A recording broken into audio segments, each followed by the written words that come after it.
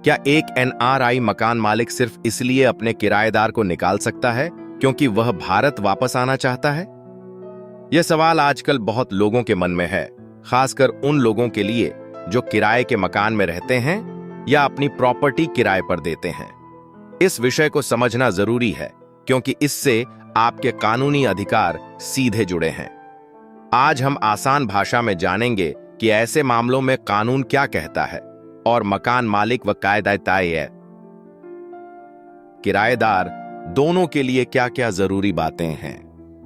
दिल्ली के ग्रेटर कैलाश इलाके में एक प्रॉपर्टी 1976 से किराए पर दी गई थी। कुछ समय बाद यह प्रॉपर्टी एक एनआरआई मकान मालिक के पास आ गई जो विदेश में रह रहा था। मकान मालिक ने कोर्ट में याचिका दायर की कि वह अब भारत लौटना चाहता है और अपने परिवार के साथ उसी घर में रहना चाहता है। दूसरी ओर किराएदार ने इसका विरोध किया और कहा कि मकान मालिक की वापसी की योजना स्पष्ट नहीं है और संभव है कि उसके पास अन्य संपत्तियां भी हों। इस विवाद ने मकान मालिक और किराएदार के अधिकारों को लेकर कई अहम सवाल खड़े कर दिए। दिल्ली हाई कोर्ट ने अपने फैसले में साफ कहा है कि न तो किराएदार और न ही कोर्ट ये तय कर सकता है कि मकान मालिक कहां रहेगा। अगर मकान मालिक सच में भारत वापस आना चाहता है और अपने ही घर में रहना चाहता है तो यह पूरी तरह से वैध कानूनी आधार है किराएदार को निकालने का। मकान मालिक की सच्ची जरूरत और उसका इरादा यहां सबसे महत्वपूर्ण माना गया है। कोर्ट ने यह भी स्पष्ट किया कि मकान मालिक के फैसले पर सवाल उठाना किराएदार का अधिकार नहीं है। इस फैसले से कुछ बेहद अहम कानूनी बातें सामने आई हैं।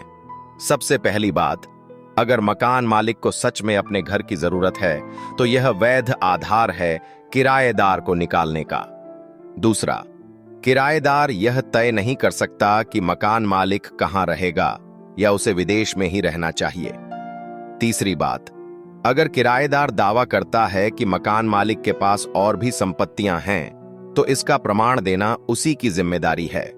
और सबसे महत्वपूर्ण, एनआरआई होने से किसी भी भारतीय का संपत्ति पर अधिकार खत्म नहीं होता। अब एक रियलिटी चेक लेते हैं। किराएदारों के लिए यह समझना जरूरी है कि अगर मकान मालिक का इरादा सच में अपने घर में वापस आकर रहने का है तो उन्हें घर खाली करना पड़ सकता है।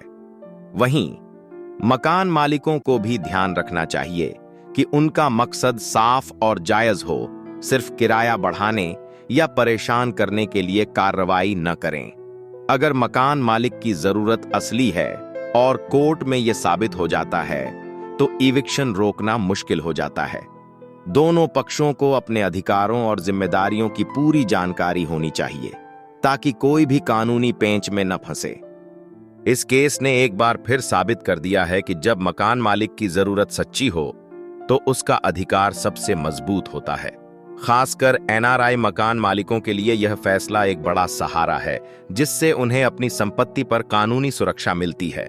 अगर आप भी ऐसे किसी मामले में हैं या आपकी कोई राय है तो अपनी बात जरूर साझा करें। और अगर आपको कानूनी मदद चाहिए तो विशेषज्ञों से सलाह लेने में हिचकिचाएं नहीं।